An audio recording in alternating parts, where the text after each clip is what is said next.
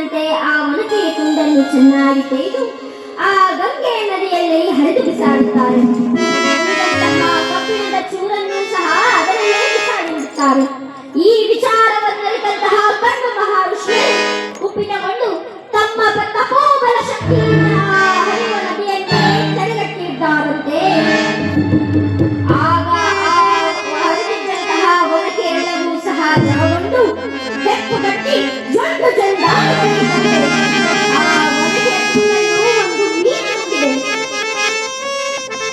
ಆ ಮೀನನ್ನು ಹಿಡಿಯಲು ಬಂದಂತಹ ಬೇಟೆಗಾರನು ಬಲೆಗೆಸಿದಾಗ ಆ ಮೀನು ಆ ಬಲೆಗೆ ಸಿಕ್ಕಿ ಅದನ್ನು ಆ ಬೇಟೆಗಾರ ಕಂಡಿದ್ದಾನೆ. ಆ ಒನಕೆಯ ಚೂರನ್ನು ತೆಗೆದುಕೊಂಡು ಬೇಟೆಯಾಡಲು ಬಳಸುವಂತಹ ಬಿಲ್ಲಿಗೆಯಾಗಿ ಉಪಯೋಗಿಸುತ್ತಿದ್ದಾನಂತೆ. ಇದಾದ ಕೆಲವು ದಿವಸಗಳ ನಂತರ ಯಾದವರೆಲ್ಲರೂ ಕೂಡಿ ಗಂಗಾ ನದಿ ತೀರಕ್ಕೆ ವಿಹಾರಕ್ಕೆಂದು ಬಂದಿದ್ದಾರಂತೆ. ಎಲ್ಲರೂ ಸಹ ಮದ್ಯಪಾನವನ್ನು ಮಾಡಿದ್ದಾರೆ. ಮೈಮೇಲೆ ಪ್ರಜ್ಞೆ ಇಲ್ಲದೆ ಕಣ್ಣ ಮಹಾಋಷಿಗಳ ಶಾಪದಿಂದ ಎಲ್ಲರೂ ಸಹ ಒದ್ದಾಡುತ್ತಿದ್ದಾರಂತೆ. ಯಾವ ರೀತಿ ಎಂದರೆ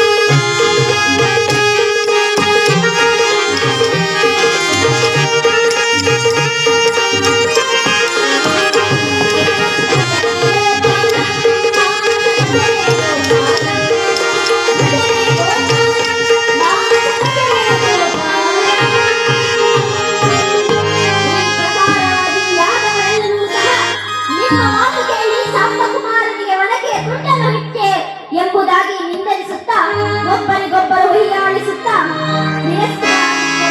ಇವರು ಆ ನದಿಯಲ್ಲಿದ್ದಂತಹ ಜೊಂಡುಗಳನ್ನು ಕೀಳಲು ಮಹರ್ಷಿಗಳ ಶಾಪದ ಫಲದಿಂದ ಆ ಜೊಂಡುಗಳಲ್ಲಿ ಕಿತ್ತಾಡಿಕೊಂಡು ಯಾದವರೆಲ್ಲರೂ ಸಹ ಮರಣವನ್ನು ಹೊಂದಿದರು.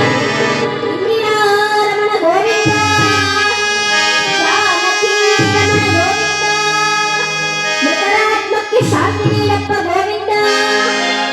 ಹರ ನಮ ಪಾರ್ವತಿ ಪತೆ, ಹರ ಹರ ಮಹಾದೇವ.